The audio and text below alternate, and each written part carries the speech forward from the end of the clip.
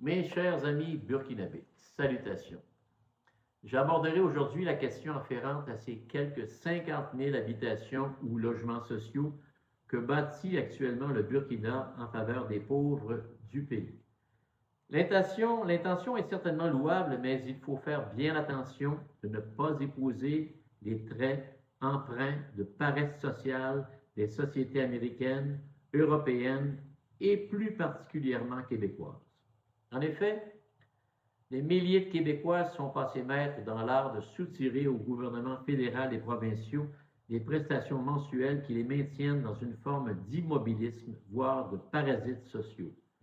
Combien de jeunes adultes dans la trentaine, aptes au travail, se lèvent à une heure tardive, tournent en rond et ne font à toutes fins utiles rien pour collaborer au bien-être commun de la société.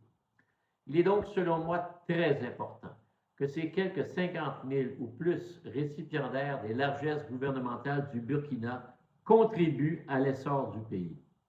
Cet apport peut revêtir diverses formes, mais il doit être imposé au risque de perdre le bénéfice du gîte qui leur est offert. À titre d'exemple, agir comme bénévole dans les hôpitaux, accompagner les personnes handicapées au sein des différents ministères gouvernementaux, à la cour, à l'épicerie, soutenir les aînés de diverses façons. Voilà, selon moi, une bonne voie à suivre. Le mot d'ordre, la paresse ne sera pas tolérée au Burkina. Il est donc essentiel de créer des programmes qui militeront en faveur d'une solidarité sociale concrète dans le quotidien de tous les habitants du Burkina. Beaucoup de jeunes Québécois n'apprennent pas à fournir l'effort. Ils ont tout cru dans le bec, comme le dit l'expression. Certains sont nés avec une cuillère d'argent dans la bouche.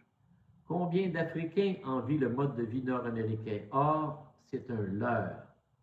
Car voici une société en déclin spirituel et par voie de conséquence morale. N'enviez surtout pas l'Amérique du Nord ou l'Europe, ce ne sont pas, actuellement tout le moins, des modèles à suivre.